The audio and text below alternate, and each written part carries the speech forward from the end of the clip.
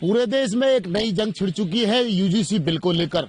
लगातार पूरा देश दो खेमों में बढ़ चुका है, जिसमें लगातार जो एक पक्ष में है तो एक खिलाफ में है।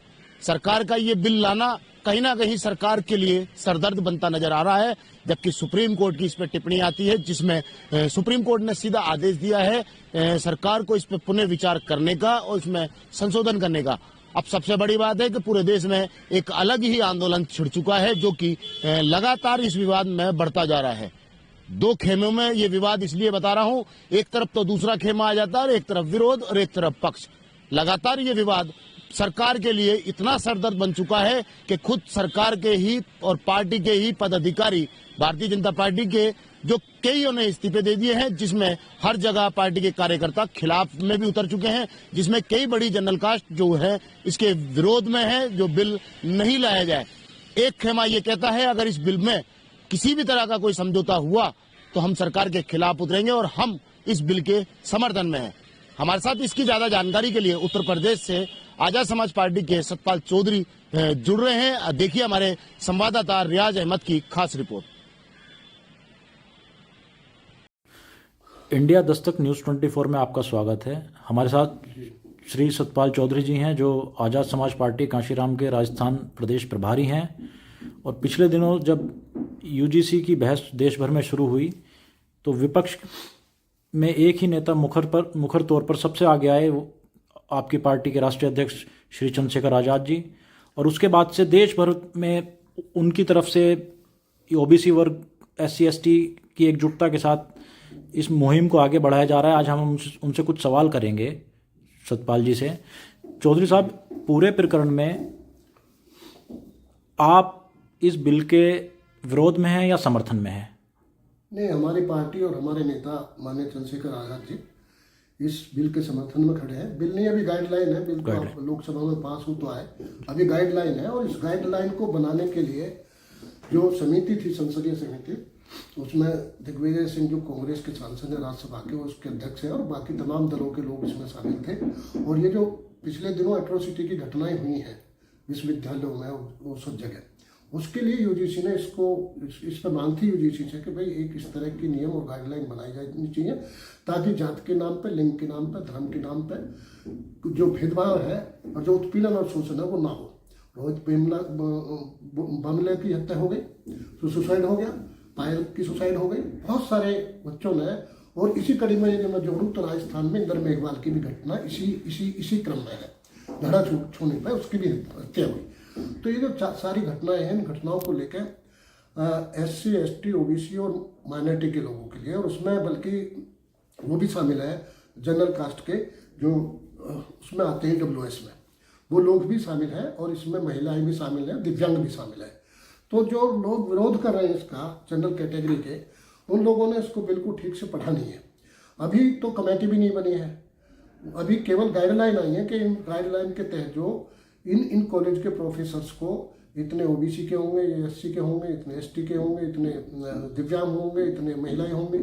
तो अभी तो वो आया भी नहीं है, अभी तो कोई ऐसी कोई घटना भी नहीं हुई है, कोई ऐसी FIR भी नहीं हुई है, कोई ऐसी शिकायत भी नहीं है। उससे पहले ही जिस तरह का माहौल बनाया गया पिछले 3-4 दिनों में पूरे देश भर में, और जिस तरह से पिछड़े वर्ग के लोगों को खासकर गाली दी गई है, भारतीय जनता पार्टी इन्हीं पिछड़े वर्ग के लोगों के भूते प्रदेश में और देश में सरकार बनाती है। और जब इनके हकूक की बात आती है, आप लगा लो साइमन कमीशन से लेकर और अब तक, जब पिछड़े वर्ग के दलितों को, ST आदिवासियों को और मुसलमानों को जब उनके हक और अधिकार की बात आई है, तब एक जो सवर्ण तबका है वो खुल के उसके विरोध में सामने आया। यही हालत अब हुआ है। लेकिन पूरी राजनीति में आप विपक्ष को देखें तो विपक्ष इस पर मौन है, कोई भी मुखर होकर अपना कोई स्टैंड नहीं ले पा रहे हैं, चाहे वो कांग्रेस पार्टी हो, समाजवादी पार्टी हो। और आज बहुजन समाज पार्टी से मायावती जी का तो टिप्पणी आई है कि उन्होंने सुप्रीम कोर्ट का जो निर्णय हुआ है उसका उन्होंने स्वागत किया है। तो अकेले चंद्रशेखर आज़ाद स्टैंड लिए हुए हैं और अकेले विपक्ष के नेता हैं जो पूरे देश भर में इस बिल के लिए अपने OBC SC ST समाज को एकजुट करके इस लड़ाई को आगे बढ़ा रहे हैं। अगला क्या आपका कदम होने वाला है? 11 फरवरी को हम लोग जंतर मंतर पर माननीय सांसद चंद्रशेखर आज़ाद जी के नेतृत्व में एक बड़ा विरोध प्रदर्शन करने वाले हैं क्योंकि जो सुप्रीम कोर्ट की जो स्टे आया और तुरंत फिल्म जो आया गया, उससे जो आम तौर पर चर्चा, मैं आरोप नहीं लगा रहा हूँ, लेकिन आमतौर पर जो चर्चा है समाज के बीच में, उसका उल्लेख करूँ तो जो न्यायपालिका है वो कॉलेजियम सिस्टम में है, और जिस कारण जो वो तंत्र के दबाव में है। राजनीतिक दबाव के बिना 24 घंटे के भीतर ऐसा फैसला नहीं आ सकता। कितने लोगों के, गरीबों के, किसानों के, कितनी लोगों की रिट पड़ी, आदिवासियों की, गरीब SC के लोगों की, मुसलमानों की, उन रिट पर तो फैसले नहीं आते 2-2 साल तक भी। और इसमें 24 घंटे में ऐसी कौन सी बात हो गई? ये लॉ एंड ऑर्डर, और ये जो कह रहे हैं कि भाई समाज को बांटने वाली बात, समाज तो उसी दिन बटा हुआ था जब इस देश में जाति और वर्ण की व्यवस्था आई। तो इसको अब जब आपने उसको बांट दिया है, फिर बाबा साहब ने उसको संवैधानिक दायरे में लाके उसका विभाजन किया कि ये लोग SC हैं, ये ST हैं, ये OBC हैं और ये माइनॉरिटी के लोग हैं। तो अब जब वर्ग के आधार पर वो लोग अपने हक हकूक और अधिकार की बात करते हैं, जिनकी तादाद जो इसमें गाइडलाइन में, जो UGC की गाइडलाइन में जो प्रावधान है उसके मुताबिक ये 95% लोग हैं, जिनमें दिव्यांग भी शामिल है, उसमें महिलाएं भी शामिल हैं, उसमें SC भी शामिल है, ST भी शामिल है और मुस्लिम भी शामिल है।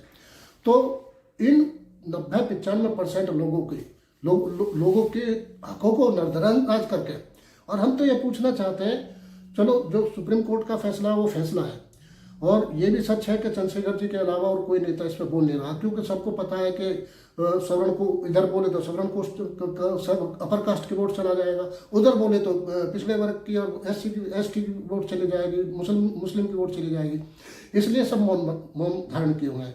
लेकिन चुनाव में ये जो बड़ा तबका है, ये हर हालत में लोगों से सवाल करेगा कि जब हमारे हक हकूक की बात आ रही थी, हमारे संरक्षण की सुरक्षा की बात आ रही थी, तब आप लोग क्यों चुप थे? ये सवाल उठेगा जरूर। और मैं ये भी कहना चाहता हूँ कि अभी कोई केस दर्ज नहीं हुआ, अभी कोई किसी तरह की बात नहीं हुई। आपने 90% लोगों को, 95% तबके को आपने नजरअंदाज कर दिया, और एक तरह से उनमें निराशा का भाव पैदा हो गया। अभी जब 11 फरवरी को हमारा यहाँ आंदोलन होगा, उसमें हम मांग करेंगे।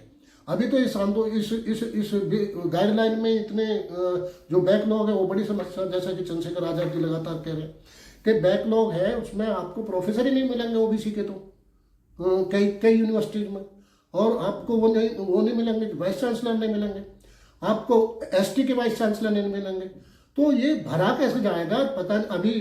अभी महिलाओं का भी तय होना है कि जनरल की महिला आएंगी, दिव्यांग भी जनरल के आएंगे, और जो EWS वाले हैं उनकी सेफ्टी के लिए तो है ही है, उनकी भी तो सेफ्टी है उसमें, उसको भी तो टारगेट किया जाता है कि भाई गरीब है जो सरकारी वो खा रहा, सरकारी समय पड़ रहा, सरकारी अधिकार खा रहा।